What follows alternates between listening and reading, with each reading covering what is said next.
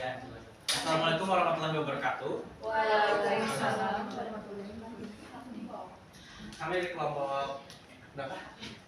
Kelompok 3 mempresentasikan soal dan jawaban dari 3 pertanyaan dari Ibu.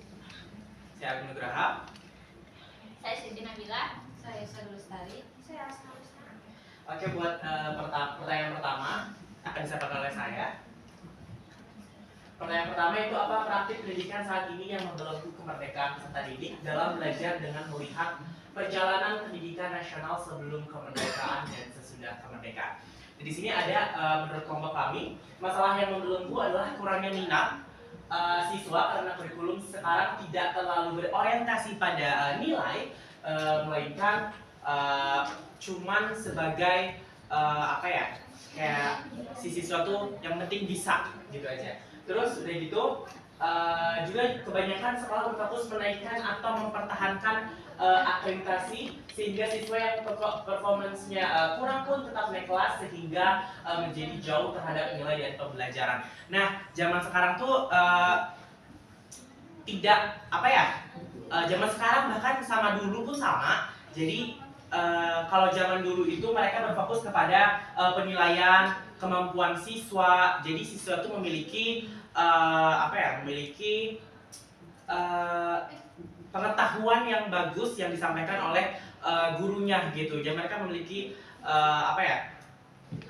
wawasan-wawasan yang disampaikan dalam sama masa pelajaran. Tapi zaman sekarang itu banyak siswa yang banyak siswa yang malahan tidak mengerti mata pelajarannya, materinya gitu. Yang penting nilainya juga bagus karena zaman sekarang banyak guru yang mengkatrol nilai siswa demi siswanya bisa naik kelas atau takut di demo sama orang tua gurunya karena siswanya tidak naik kelas.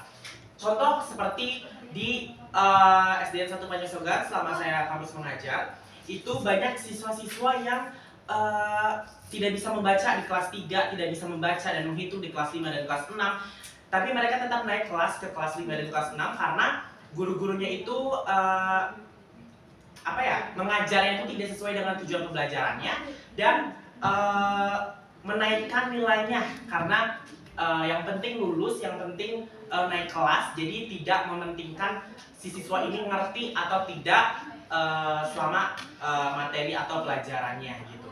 Terus juga zaman sekarang dilihat dari gurunya, seperti kasus yang di waktu saya kampus pengajar, itu gurunya tuh tidak walaupun sudah kampus merdeka, kurikulum merdeka, guru tuh tidak mengajar sesuai dengan kurikulum. Jadi mereka mengajar sesuai dengan kurikulum yang lama, yang dimana metodenya metode ceramah, tidak ada model-model pembelajaran, tidak ada media pembelajaran, dan mereka juga terlalu terpaku kepada LKS atau buku paket yang dimana siswa juga tidak mengerti atau tidak terlalu paham, tidak terlalu menangkap materi-materi yang diajarkan gitu.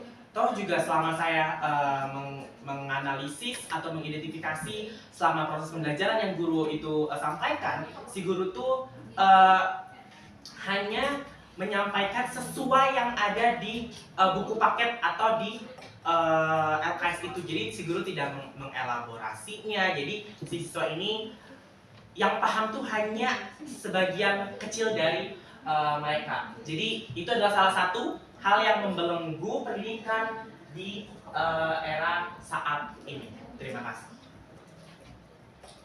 Selanjutnya pertanyaan kedua akan disampaikan oleh Siti Nabila.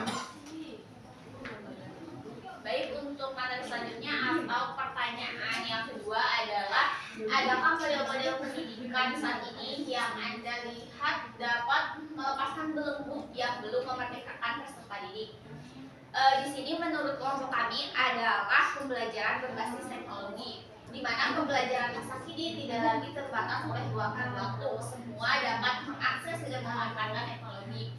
Penggunaan teknologi memberikan dampak positif dan negatif. Dampak yang ditimbulkan dapat difokuskan pada hal positif dan meminimalisir dampak negatif jika ada kerjasama baik dari berbagai pihak agar penggunaan teknologi sesuai dengan tujuannya. Pembelajaran berbasis teknologi ini merupakan pendekatan pendidikan yang menggunakan teknologi sebagai alat untuk mendukung dan memfasilitasi juga meningkatkan proses pembelajaran, proses belajar dan mengajar. Dalam arti luas, pembelajaran berbasis teknologi ini meliputi segala bentuk penggunaan alat digital, aplikasi, platform, dan berbagai perangkat lunak yang dirancang untuk membantu siswa dan guru dalam kegiatan belajar dan mengajar. Dikutip dari jurnal yang ditulis oleh Ambarwati et al. Tahun 2022, model pembelajaran yang diangkat ini adalah model pembelajaran yang bertujuan untuk mengatasi kendala-kendala dalam pendidikan, terutama dalam konteks pendidikan pasca kemerdekaan. Penulis pasca kemerdekaan. Di sini penulis juga menyoroti bahwa teknologi digital memiliki potensi untuk membawa perubahan besar dalam cara belajar, terutama melalui model-model pembelajaran yang berfokus pada keterlibatan aktif siswa dan pembelajaran yang relevan dalam kehidupan sehari-harinya. Di sini ada beberapa contoh model pembelajaran yang berbasis teknologi yang bisa kita pakai dan kita aplikasikan dalam kegiatan belajar mengajar. Yang pertama adalah Project Based Learning atau PBL, PJBL, juga pembelajaran kolaboratif online, Flip Classroom, dan juga masih banyak model pembelajaran lainnya yang berbasis teknologi yang bisa kita terapkan dalam kehidupan dalam pembelajaran di kelas seperti itu. Lalu mengapa pembelajaran berbasis teknologi ini dapat berdampak untuk melepaskan belenggu yang belum memerdekakan peserta didik? Di mana pembelajaran masa kini ini tidak hanya terbatas oleh ruang dan waktu, yang mana juga seperti yang kita ketahui bahwa di zaman sekarang yang serba teknologi ini sudah sangat sepatutnya kita sebagai pendidik untuk mengajarkan dan mengaplikasikan teknologi kepada peserta didik seperti itu, mengenalkan bagaimana pembelajaran teknologi agar peserta didik tidak tertinggal, mengikuti perkembangan zaman, juga menguasai secara bertahap seperti apa teknologi. Yang kedua adalah penggunaan teknologi ini memberi dampak positif dan negatif. Seperti yang kita ketahui juga bahwa segala sesuatu yang diciptakan itu selalu ada dampak baik dan buruknya, dampak negatif dan positifnya. Namun jika kita berkaca pada kita sebagai pendidik yang dapat mengenalkan dan mempelajari seperti apa teknologi atau pembelajaran berbasis teknologi kepada siswa, maka kita harus pandai mengimbangi dan mengarahkan bagaimana agar siswa mampu menggunakan kepada ranah yang akan berdampak positif bagi kehidupan mereka. Jadi secara keseluruhan, pembelajaran berbasis teknologi tidak hanya meningkatkan akses terhadap pendidikannya, tetapi juga memungkinkan pendidikan yang lebih adaptif, relevan, dan juga bermanfaat bagi perkembangan zaman seperti itu. Terima kasih.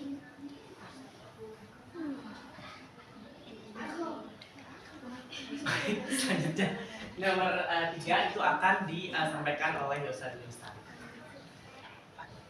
Oke, pertanyaan nomor 3 itu apa yang Anda tawarkan sebagai model pendidikan yang dapat melepaskan belenggu dan memberikan peserta didik? Tadi kan Nabila sudah menyampaikan bahwa model pembelajaran yang kita tawarkan itu adalah model pembelajaran berbasis teknologi. Jadi model pembelajaran yang dapat melepaskan belenggu dan memerdekakan peserta didik yaitu dengan model pembelajaran berbasis teknologi. Dengan model ini siswa bisa memahami dan menunjukkan minat belajar siswa atau motivasi siswa melalui pembelajaran berbasis teknologi yang berupa audio dan visual. Jadi dengan pembelajaran berbasis teknologi ini siswa itu dapat belajar dengan cara yang lebih fleksibel dan interaktif sehingga dapat meningkatkan pemahaman dan minat belajar siswa atau motivasi siswa. Contohnya itu ketika pengalaman kampus mengajar saya kemarin, dalam program KM itu kan program kerjanya itu yaitu untuk meningkatkan kemampuan literasi dan numerasi siswa kan. Nah, di mana untuk meningkatkan kemampuan literasi dan numerasi siswa itu harus menggunakan model pembelajaran yang menarik yang dapat meningkatkan motivasi belajar siswa itu. Dan kebetulan tim saya waktu itu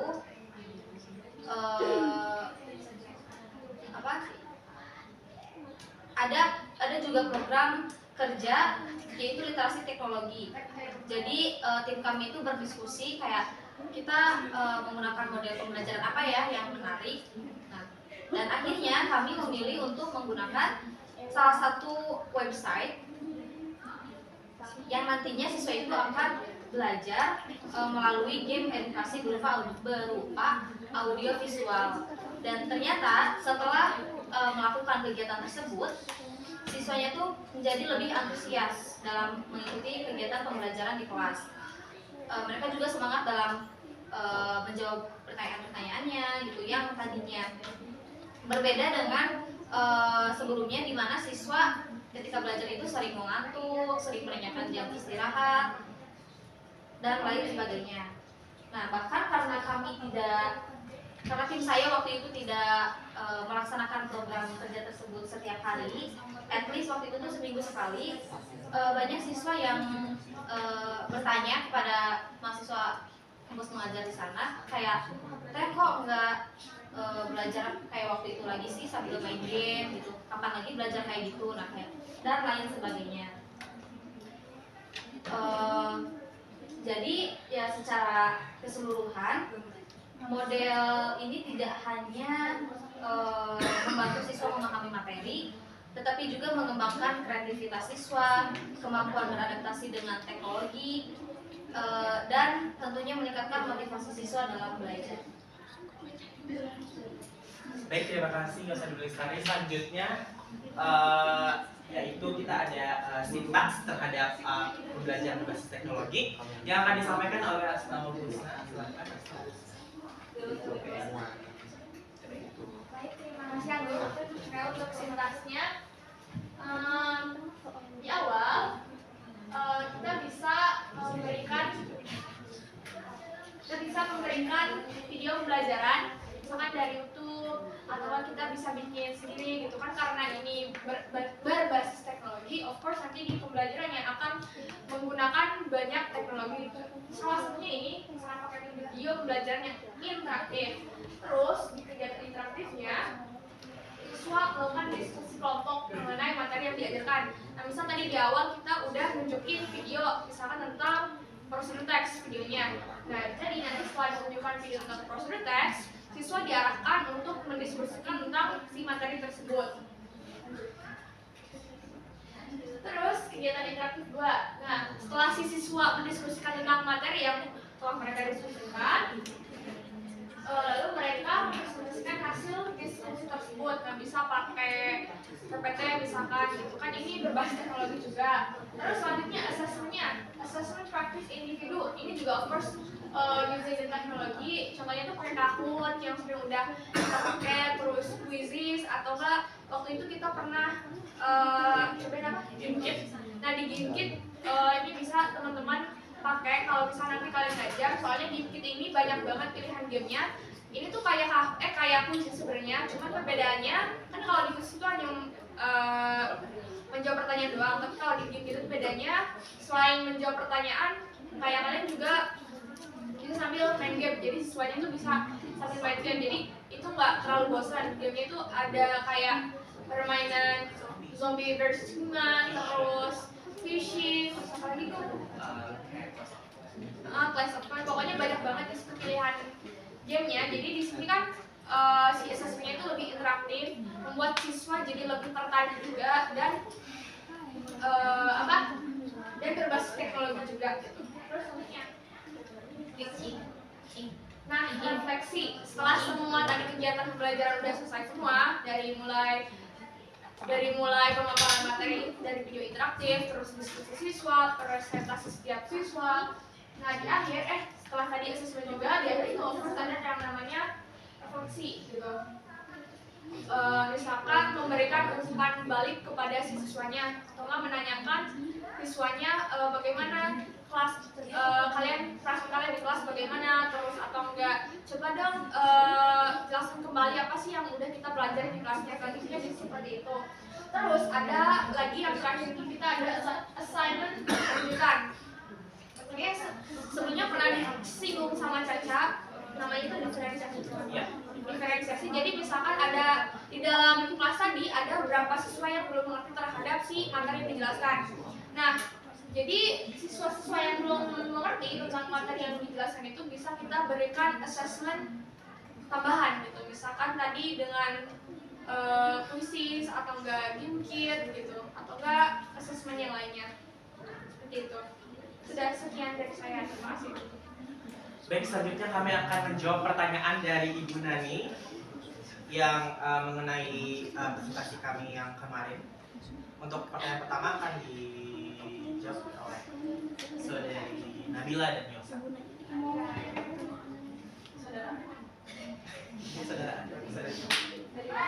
Baik, untuk pertanyaan pertama adalah terkait upaya apa saja yang dapat dilakukan guru agar tujuan pembelajaran dapat tercapai. Menurut kelompok kami, upaya yang dilakukan guru untuk agar tujuan pembelajaran tercapai adalah dengan penggunaan teknologi dalam pembelajaran. Ini masih nyambung dari materi yang kami sampaikan. Terus hal ini membantu untuk mencapai tujuan pembelajaran dengan baik. Dikutip dari jurnal Gunawan M dan Mahardika A pada tahun 2021, dijelaskan bahwa media pembelajaran yang dikembangkan dengan aplikasi atau platform atau web lainnya dapat meningkatkan pemahaman dan kemampuan guru dalam membuat media pembelajaran. Hal ini juga terjadi melalui adanya keterlibatan aktif antara guru dan siswa, di mana mereka dapat mendengarkan penjelasan, membaca materi, mengajukan pertanyaan, dan berpartisipasi dalam pembelajaran dengan menggunakan media pembelajaran berbasis teknologi. Dengan demikian, teknologi tidak hanya memfasilitasi penyampaian materi, tetapi juga meningkatkan interaksi dan partisipasi siswa yang merupakan kunci untuk mencapai tujuan pembelajaran yang lebih interaktif di kelas seperti itu. Di sini saya bacakan citationnya dari Gunawan M dan Mahardika A, yaitu penggunaan media pembelajaran menarik menggunakan aplikasi untuk mengoptimalkan pembelajaran daring bagi guru. Diperoleh simpulannya pelatihan dapat meningkatkan pemahaman guru dan kemampuan guru dalam membuat media pembelajaran yang lebih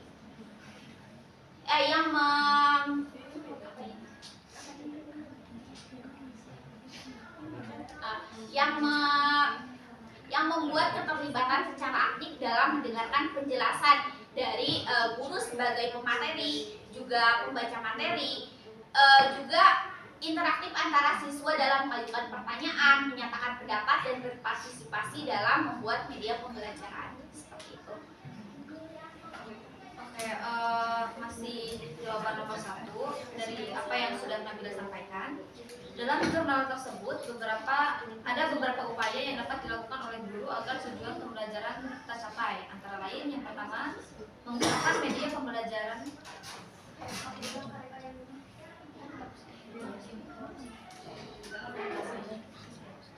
Oke, yang pertama itu menggunakan media pembelajaran yang lebih menarik.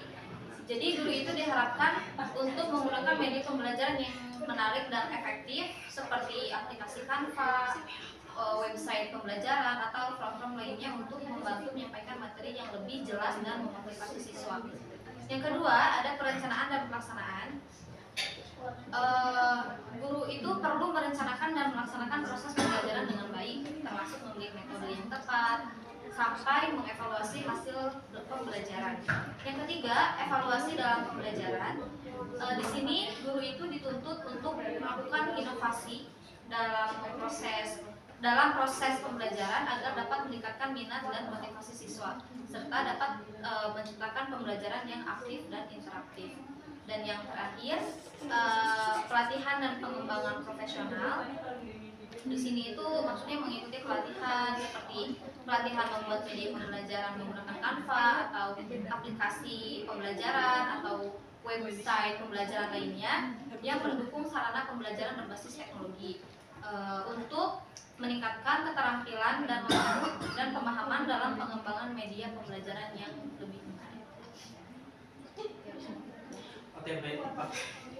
Baik, untuk pertanyaan kedua akan dijawab oleh Asnal Musta.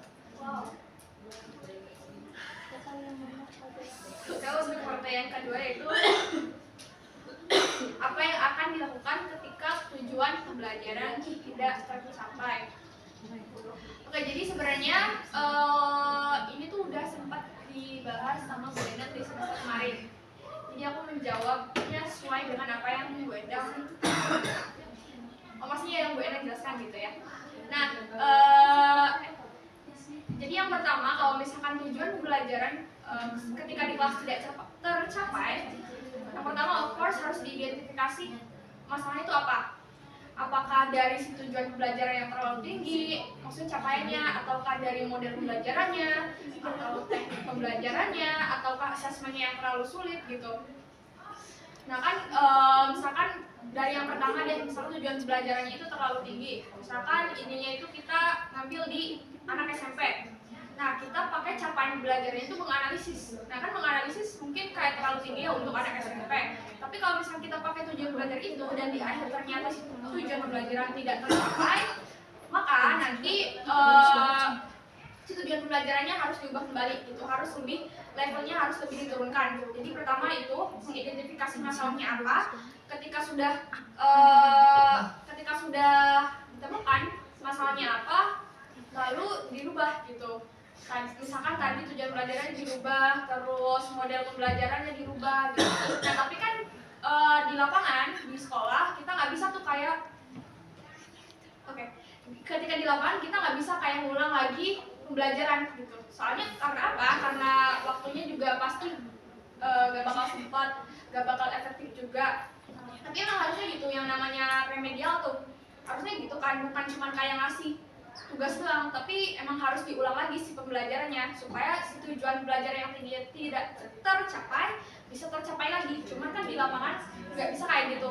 Soalnya mungkin tuntutan sekolah juga karena tidak adanya remedial, kan di beberapa sekolah ada tuh yang kayak gitu, karena tidak ada remedial jadi nggak bisa tuh dilakukan yang namanya pembelajaran ulang gitu. Nah solusinya bagaimana? Solusinya itu bisa kesalahan ini bisa dijadikan evaluasi untuk pembelajaran selanjutnya. Misalkan di penyampaian materi selanjutnya, misalkan dari yang tadi tujuan pembelajarannya misalkan levelnya agak diturunkan atau enggak modelnya disesuaikan kembali dengan dengan sesuai dengan si siswanya gitu. Jadi seperti itu.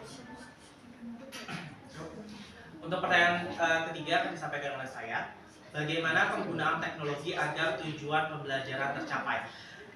Di sini menurut Nadia et al. 2024 dalam jurnalnya mengungkapkan penggunaan teknologi dalam pembelajaran dapat membantu mencapai tujuan pembelajaran dengan menyediakan media interaktif seperti video dan aplikasi pembelajaran yang menarik. Teknologi berfungsi sebagai fasilitator dan motivator dan juga memungkinkan siswa untuk memahami materi dengan lebih baik dan berinteraksi secara aktif. Dengan strategi pembelajaran interaktif, siswa didorong untuk berpikir kritis dan mengeksplorasi minat mereka sehingga meningkatkan efektivitas pembelajaran.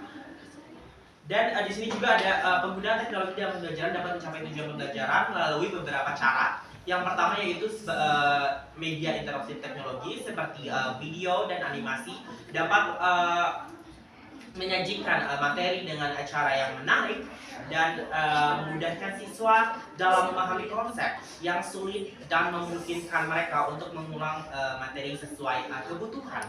Yang kedua itu adalah strategi pembelajaran interaktif. Dengan strategi pembelajaran interaktif ini memanfaatkan aplikasi interaktif seperti Kahoot dan Quizzes atau mungkin tadi seperti kita GameKit, itu siswa itu dapat terlibat aktif dalam proses pembelajaran dan juga berbagi pendapat dan melakukan diskusi yang mendorong pemikiran kritis dan kolaborasi.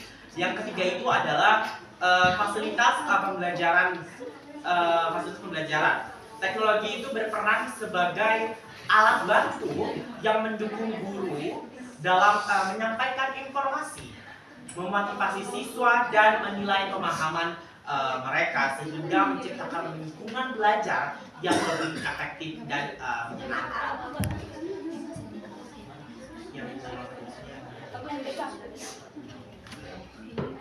Lalu di sini juga ada menurut jurnal yang lain, yaitu menurut Mahyudi A 2023, penggunaan teknologi dalam pembelajaran dapat dilakukan dengan beberapa cara, yaitu seperti sebagai alat bantu mengajar, ya, yang dimana teknologi seperti PowerPoint, video, dan alat visual lainnya dapat digunakan untuk menyampaikan materi dengan cara yang menarik dan mudah dipahami sehingga meningkatkan perhatian siswa.